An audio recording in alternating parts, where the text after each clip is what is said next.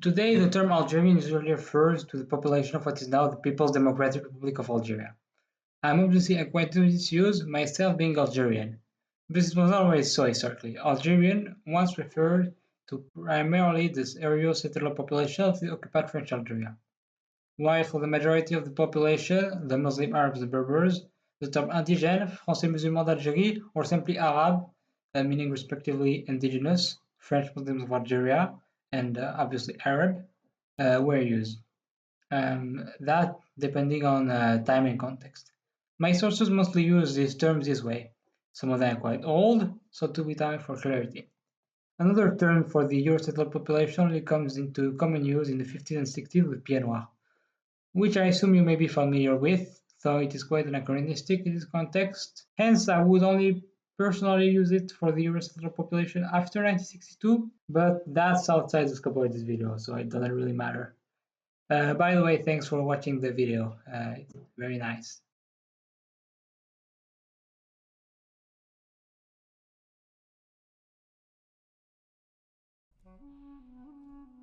The Paris Commune is a specter that still haunts revolutionaries to this day. More than 150 years later, its echoes are heard from Tahrir Square to Moscow. Though this means it has been extensively studied from just about every angle, the colonial aspect of the Commune is not usually invoked, despite the fact it coincided with the largest anti-colonial uprising in Algerian history since Abdelkader, the Mokrani Revolt, and that many of the communards were eventually deported to France's various convict colonies, where they often became enthusiastic colonists. The Commune also housed 3 Algerian delegates, all settlers, with one head of the Department of Algeria and the colonies, so it was not deaf to the colonial question. Did these bona fide revolutionaries, waving the red flag of the Universal Republic, seek affinity with their Arab and Berber brothers' revolt? Though colonial violence was often denounced, not really. In fact, they vehemently denied it. In the words of Alain Lambert, Algerian delegate to the Paris Commune, all of the Algerian colonists are interested in maintaining the calm and order of the indigènes, which would happen quite easily if they had access to the Commune and all the liberties it entails. In fact, even before the Paris Commune, Lambert was involved with a commune primarily composed of Algerian settlers in Algiers, one of the first in France, though on a completely different continent. Today, it is mostly forgotten. Yet the idea of a colonial universal republic never left the French left wing, from Viviani to Mont-de-France.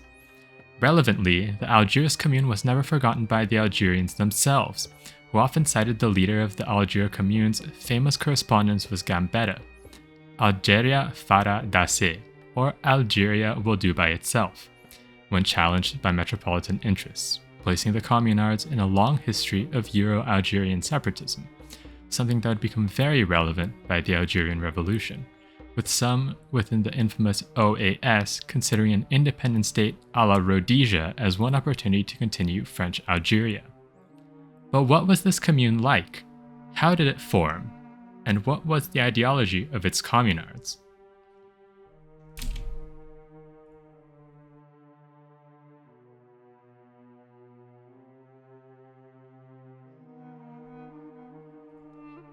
By 1870, Algeria had largely been conquered and pacified.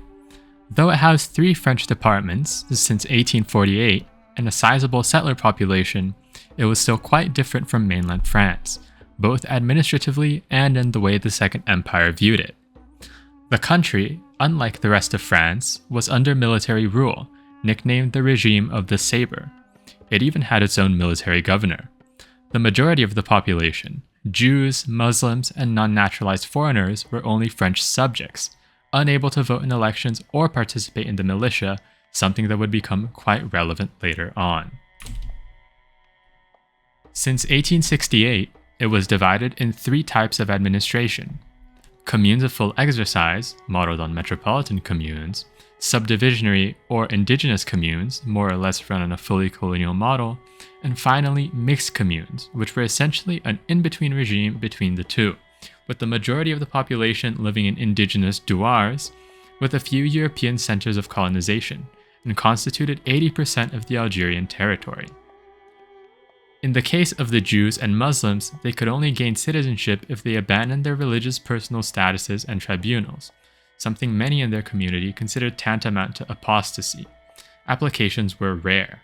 This meant that the majority of the population of Algeria, despite living in French departments, were still essentially living in a colony. Furthermore, to Napoleon III, Algeria was an Arab kingdom, separate from France, where Arab law must reign, under French tutelage of course, perhaps in a sort of personal union with the French Empire, similar to the British Raj.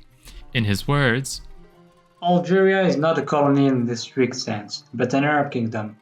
The indigènes have an equal right to my protection as do the colonists. I am as much an emperor of the Arabs as an emperor of the French. This scheme especially enraged the settlers, who were often Republicans, Algeria being a convict colony at the time, with many activists being deported there between 1848 and 1870. Obviously, they wished for their supremacy over the country, with free settlement in all of Algeria, something that was often blocked by the military, who wanted to paternalistically govern alongside indigenous collaborators, and sometimes positioned itself as the defender of the indigenous against perceived ignorance and violence of the encroaching settlers. However, this varied from governor to governor and even within different mandates of a single governor, Bugeaud's governorship being a prime example, as his first governorship was less pro-settlement than his second one, which promoted military settlement.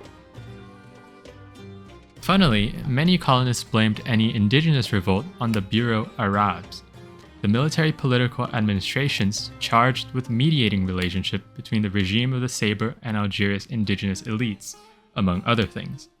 They believed that, to keep their grip on power, the military staged rebellions, which they would promptly suppress to gain legitimacy and prevent the establishment of a civilian, settler-dominated regime. In the words of the settler Alexandre Lambert in the Parisian newspaper La Patrie, all Algerian insurrections are the premeditated design of the Bureau Arabe. Something else that would light the powder keg of rebellion in Algeria was an economic crisis in 1866, which would coincide with the North African famine that started in the same year. Hundreds of thousands of indigenous would die, with many Algerian farmers ruined by then. Colonization was mostly suspended in the countryside, many leaving the cities to work for pittance, turning Algiers into a place full of people without anything to lose anymore. Algeria was thus already quite opposed to imperial and military rule and a republican stronghold. Things couldn't get any worse for the population either.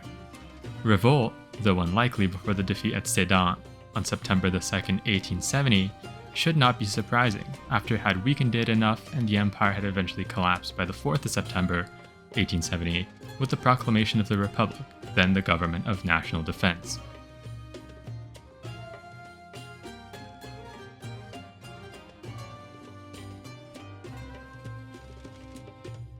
Algiers learned of the proclamation of the Republic in the morning of the 5th of September. This was celebrated by the planting of trees of liberty by Republicans. The Algerians also sang the Marseillaise in their streets. Spanish immigrants and Algerians formed bands, tearing the imperial eagle off the tricolor. The governor, François Durieux, would also recognize the new republic and make his decision known via an artillery salvo that same day. Two main Republican associations would be formed, though only the international-linked Republican Association would be relevant for our purposes. Additionally, and a little puzzlingly, in spite of the lack of a Prussian enemy like in most of France, a Republican Committee of Defense was formed in Algiers, under the leadership of one Romuald Viermoz, an attorney deported for his political views in 1851. This committee would eventually see itself as representative of the popular will of all of Algeria, more so than the military-run general government of Algiers, especially under its current imperially appointed governor. By the 10th of September, the committees believed themselves to be legally the highest authorities in Algeria, following an order from the Government of National Defense that placed prefectural government under the auspices of the local committees. The Republican Association believed this meant they could control the militia of Algiers, but it remained loyal to the general government nonetheless. Logically terrified of another Republican attempt on the government, the National Defense Committee was dissolved by the government on the 16th, arguing that it had no reason to exist in Algeria without a Prussian enemy to fight. Though the committees could easily have argued that they were formed to fight a possible indigenous revolt, they strongly believed that the indigenous were enthusiastic republicans and welcomed the republic and civilian rule as much as they did. Rather, they saw their committees as fighting the internal enemy, meaning imperial remnants, something that was quite easy to attack as completely delusional by Durieux. By then, the government was trying to diffuse tensions with republicans and promising elections to the Algiers municipality by the 25th. But come the 25th, elections did not come. Why? The Government of National Defense, back in Tours, ordered that all municipal elections be adjourned, and that only municipal commissions be formed until the 9th of October, when real elections would happen. The prefect of Algiers, Auguste Vernier, did attempt to form one, but was met by a refusal to collaborate from the municipality. In spite of his demand to the government to allow municipal elections, they would not happen until the next month, in October. This left the Republicans enraged, and they officially demanded the establishment of a civilian government, or else. This time, the government wasn't sure if the militia would stay on their side, so they came up with a compromise. The Republican National Defense Committee would stay banned. In its place, a purely consultative Committee of Defense would be formed, with 17 members, out of them 14 Republicans, including the former leader of the committee, Vuillermoz. The committee, though consultative, would soon begin to demand more and more power. What can the committee do? Everything. The national defense encompasses both inside and out. The National Defense Committee must, under penalty of quickly being overwhelmed by reaction, remove the wretched souls working for the empire from their jobs and functions they continue to perform. All they needed was a good justification to act, and soon Durieux would hand it to them on a silver platter. By giving a speech on the continuation of the military government a few days later, he would enrage Algerians. The maintenance of the military government of Algeria, decided by the government of the Republic, makes resistance to the war henceforth useless and impossible. This was a grave mistake. Durieux privately wished for the establishment of a civilian government by the end of the war, but it did not matter to the Algerians. The Republican journals would tear him up, some even calling for sedition. Soldiers, militiamen, Algerians of all nationality, we have only one thought in our hearts, love of the Republic, only one desire, the triumph of the revolution, and in a few days, in a few hours perhaps, we'll have taught the Don Quixote of Bonaparte and Murat what Algeria is worth. The Republicans would refound the Committee of National Defense again in response to this affront, this time without links to the government. Vuillermoz would be its president, like the first committee, and once again it would demand that all Algerian communes Form a fascist strong enough to make the good cause triumph. Their initiative to take power would not be unanimously followed by all of Algeria, Annaba and Constantine being mostly ruled by moderate Republicans, for example. With October coming, municipal elections would arrive. The only candidates to the election would be affiliated with the Committee of National Defense, and with their popular criticisms of the government and its general unpopularity due to Durieux's speech, one of their candidates, none other than Vuillermoz, would be elected as mayor of the municipality of Algiers on the 9th. The governor would eventually also resign from his position. The government of national defense had to find a new one. The person they did pick for the post, one Henri Gabriel Didier, could not leave Paris at the time due to the siege of the city, and would in any case eventually refuse the job. This left Algeria without a leader, before an interim governor, a military figure, Valsin Esterhazy, commander of the Oran division and critic of the Arab Kingdom policy, would be placed in his stead on the 26th. Though in theory he had the settlers' best interests in mind, his credentials as a military figure would make him rather unpopular with them.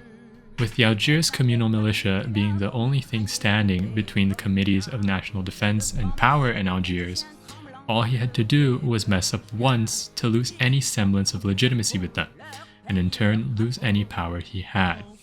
And he would. Trying to enter the Winter Palace, the winter residence of the governor, he would hit a worker blocking his path. The committee would demand he apologize and resign. The militia's Republican elements were now fully behind them, and the governor would be forced to leave Algiers by the 28th of October. He feared that, if the indigenous and settlers both revolted at the same time, Algeria could very well be lost, so leaving the country entirely was the best way for him to diffuse tensions. The prefect would resign shortly after attempting to take control of the militia, in vain. 48 hours into Valsin Esterhazy's governorship, the governor was gone, and the prefect powerless due to the militia's defection. Vuillermoz and his commune were finally masters of Algiers.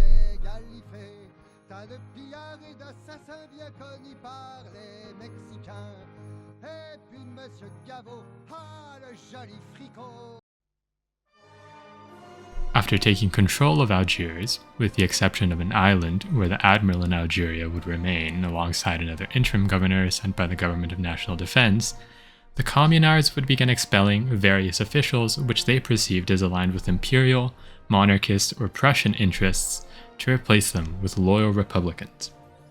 By the 31st of October, Algeria as a whole couldn't be controlled by the metropole-appointed governor anymore, and most communes had begun ruling themselves, looking to Vuillermoz as a sort of chief of a federation of European colonies. Though he wasn't opposed to autonomy from the metropole in principle, Vuillermoz, in spite of his popularity in Algiers, still believed his revolution needed to stay a legal one. Contradicting more radical statements made in the past by the Republican press and his allies, he would respond to these calls from the other Algerian communes with simple instructions to simply act in a patriotic way, as to not seem to be giving orders which he did not have the authority to give as a simple mayor of Algiers. Despite this, the communes still act in ways considered illegal at the time. Where municipal law was concerned, the committee ruled with an iron fist, unelected but still considering itself as an emanation of the will of the people. It would attempt to tax Algerian settler property, which was tax exempt beforehand, to raise an army, among other things, and establish a rudimentary secular regime by removing subventions to religious education, which dominated Algeria's schools, while refusing to establish any more religious schools. Though there remained local opposition to these policies, the Municipal Financial Council blocking the first policy, Jews, Muslim, and religious Christians opposing the latter, the municipality still did much more than it could have done under normal conditions. By November, the settlers, represented by the Municipal Council, were insistent on officializing Vuillermoz as the governor to put an end to the Algiers revolutionary movement and bring it back into legality. Due to his reputation as a seditious revolutionary, because of his expulsion of the government, this never happened, and Vuillermoz continued ruling Algiers.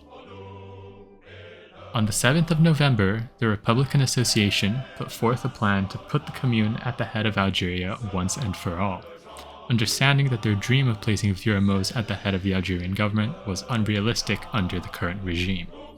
A civilian commissar would be elected by a group of 3 electors from each Algerian prefecture, with the post of governor being elected via European universal suffrage rather than appointed, which would allow Vuillermoz to easily win the post. Other proposals also came up, such as the governing of the country via a triumvirate, again representing each of the 3 Algerian prefectures.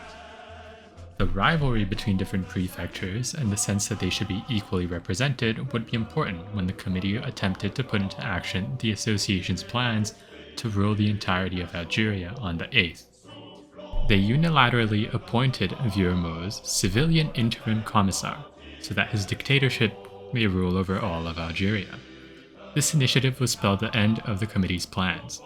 Though most cities would approve of the motion, large ones, such as Constantine, would straight up decline, and Philippeville would accept, on the condition that this executive be made into a triumvirate, presumably to allow representation from each prefecture rather than Algiers only. With the opposition of one of the 3 largest cities in Algeria, the committee's plan became unfeasible. Furthermore, a new governor would be appointed on the 17th, an Algerian this time, which would eventually checkmate Vuillermoz's Commune.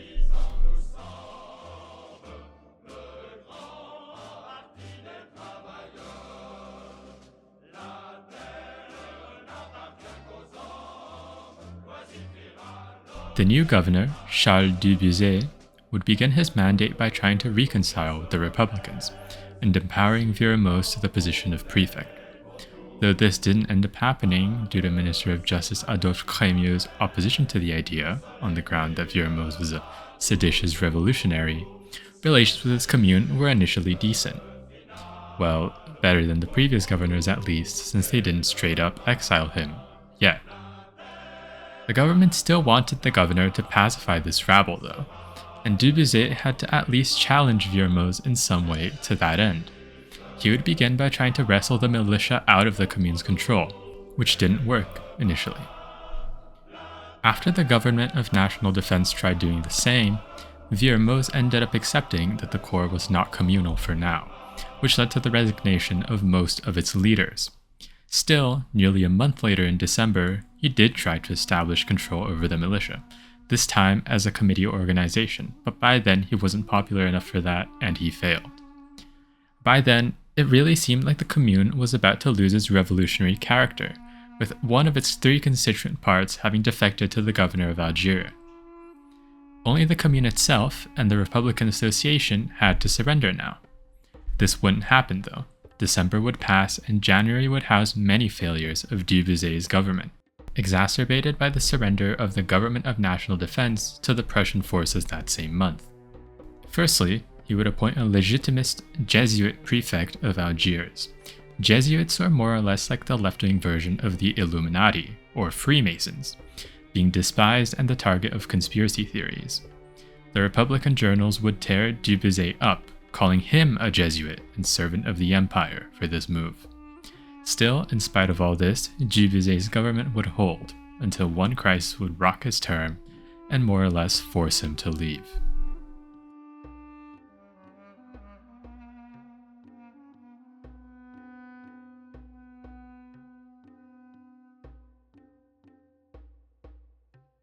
Alexandre Lambert, not to be confused with Alexis Lambert, Dubouzet's successor as governor of Algeria, was an odd figure.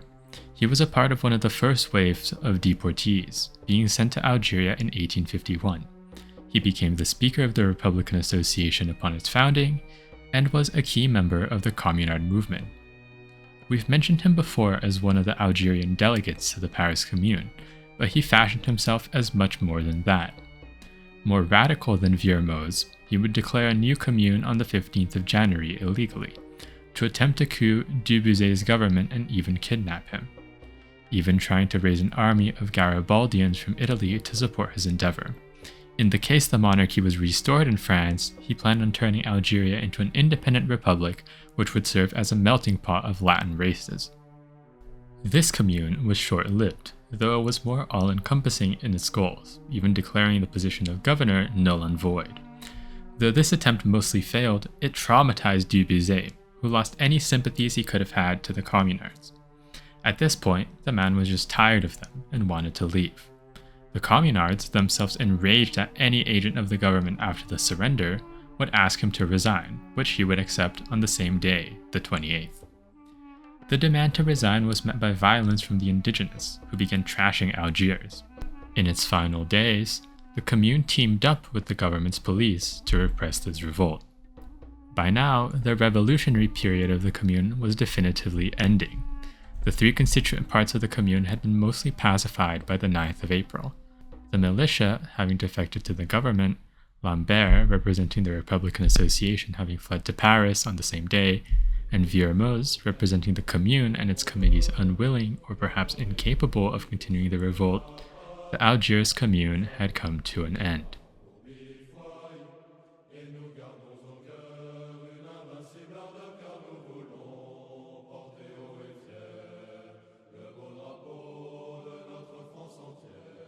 The communards, even as ardent and radical Republicans, mostly believed in assimilation to the Universal Republic due to their belief in free colonization. This explains why the revolution was at times so restrained. Although they opposed the conservative Government of National Defense, it was primarily to allow for freer colonization under a civilian regime. Obviously, there were still followers of Proudhon and other socialist and radical ideologues of their time, with links to the First International. But this does not mean that they followed these ideas to their fullest extent, as they never campaigned to extend the rights they had to the indigenous population. Furthermore, you may notice the invisibility of the indigenous in our timelines of the Algiers Commune. Part of this is simply because the sources available to me don't concern themselves too much with them. After all, they could not vote in municipal elections or participate in the militia as French subjects, and were thus political deadweights. But another part of the equation was the widespread belief among settlers that the indigenous did not need to speak or heavily participate in debates, for they already supported civilian rule and settler supremacy. To them, the indigenous population was waiting impatiently to serve them, and aligned with their Republican and pro-settlement beliefs. As mentioned already, the communards believed that all indigenous uprisings were the design of the Bureau Arabes, and thus, with military rule gone, the indigenous would simply serve them. At times, this led the Algiers Revolution to consider the indigenous population, but it was never in a way that was not patronizing.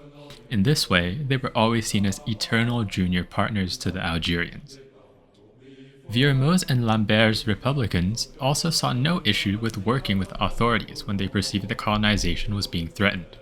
For example, in response to an indigenous uprising in Algiers, which made some believe that the Arabs really could revolt, the Republicans worked with the police, which beforehand was the only line of defense of the government as opposed to the Commune, to repress it. And when the Mokranis raised their head in the Mitidja and their revolt was hard to deny, the Commune lost its revolutionary character completely, partially due to its prior pacification, yes, but also due to the simple fact that the communards often cared more about maintaining their colonial occupation than maintaining their autonomy. It follows then that it would have been rather unlikely that they would have revolted at all if they believed their position as settlers would have been threatened by such a weakening of the colonial government, for example, in a native-led revolt. In a sense, the communards' ideology did win in Algeria. Although they didn't get a settler republic, as some were wishing for, or even a socialist state, the republic held in France until the German occupation during the Second World War. Free colonization was almost fully opened and a civilian regime was established in Algeria.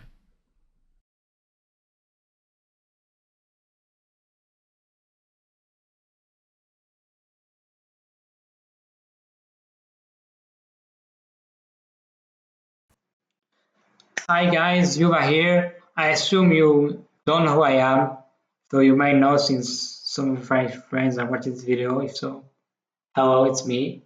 I'd like to speak a little personally for this conclusion. First, I'd like to thank my good friend Diamond for reading the script. You're really cool. Thank you very much. I'd also like to note that feedback is very appreciated. It's my first video, at least my first time writing a video. So if you could first smash that fucking like button, I guess, then comment what you think. That'd be really nice. Anyways, thanks for watching. I'll see you later or never. I'm not sure how many times I'll upload. Maybe I'll upload a lot, I don't know. If I have time, I have a job and stuff. Thanks, I guess. Bye.